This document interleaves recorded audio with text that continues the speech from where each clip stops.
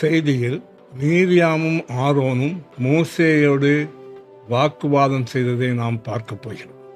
மோசே ஒரு எத்தியோப்பியா பெண்ணை திருமணம் செய்தார்.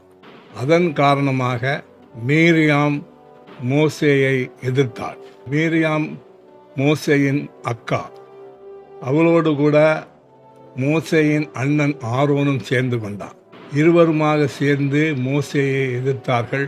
அவனோடு வாக்குவாதம் பண்ணினார்கள். அவர்கள் மோசேயோடு மட்டும்தான் யெகோவா பேசுவாரா, எங்களோடும் பேசுவார் என்று சொன்னார்கள். இப்படி மோசேயை அவர்கள் அவமானப்படுத்தினதை யெகோவா கடவுளால் பொறுத்து கொள்ள முடியவில்லை. எனவே அவர் அங்கே வந்தார். மோசேயிடம் சொன்னார், நீ அவர்களை விட்டு விலகிப்போ, நான் அவர்களை ஒரே நொடியில் சாகடித்து விடுகிறேன் என்று சொன்னார். அப்போது ஆரோன் அபாயத்தை உணர்ந்து மோசேயிடம், நாங்கள் தெரியாமல் தவறு செய்து விட்டோம், தயவு செய்து எங்களை மன்னியும் என்று கேட்டான்.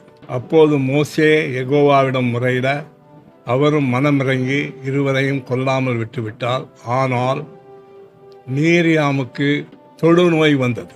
ஏனென்றால் முன்னிலை எடுத்தது மீரியாம். அவளுக்கு தொழுநோய் வந்தபடியினால் அவளை இஸ்ரேலர் தங்கள் முகாமை விட்டு வெளியே 7 நாட்கள் உட்கார வைத்தார்கள். 7 நாட்களுக்கு அப்புறமாக அவள் தூய்மையாக்கப்பட்ட பிறகு முகாமோடு சேர்த்து கொண்டார். அதன் பின்புதான் இஸ்ரேல் மக்கள் தங்கள் பிரயாணத்தை தொடர்ந்தார்கள்.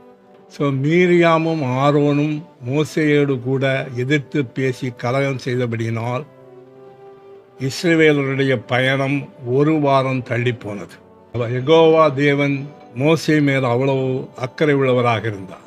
மீரியாமிடமும் ஆரோனிடமும் அவர் சொன்னார், என் அடியானாகிய மோசேக்கு விரோதமாக நீங்கள் எப்படி பேசலாம் என்று அவர்களை கேட்டார். என்னே அற்புதமான யெகோவா! ஆண்டவர் இயேசு கிறிஸ்து தாமே நம்மை ஆசீர்வதிப்பாராக.